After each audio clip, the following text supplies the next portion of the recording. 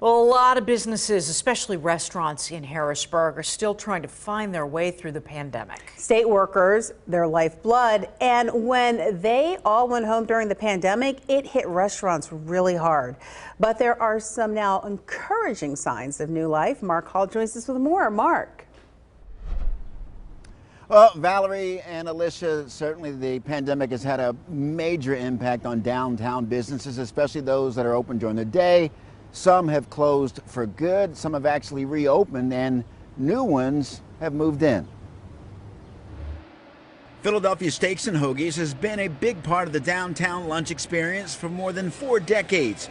At the onset of the pandemic in March of 2020, it shut down for 17 months. Downtown was a ghost town. Really wasn't anyone working.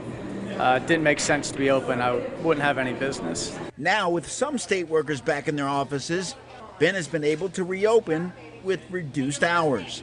The turnout's been great. I guess there's more people working downtown. There's more people planning to come back to work, which is great. It's great to see all our customers again. Everyone's happy to see us. They have made some adjustments. You can still get a cheesesteak, of course, but fewer menu options overall. Kind of streamline things, just to make things as quick and easy as possible. Just 2 doors down, Denim Coffee opened up its new location back in May. An interesting decision in the middle of a pandemic. We actually didn't decide to start a coffee shop there during the pandemic. We made that decision before the pandemic existed.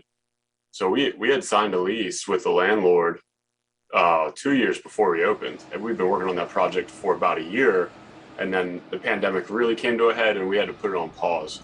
Denim Coffee sits right across the street from the site of the former Bagel Lovers at Strawberry Square.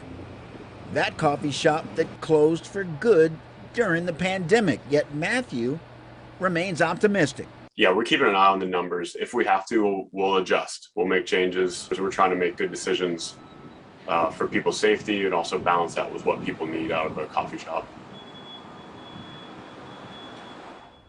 Yeah, both Matthew and Ben say, and you just heard that a few moments ago, it's important to be able to adjust, to remain flexible, especially if there's a spike in cases.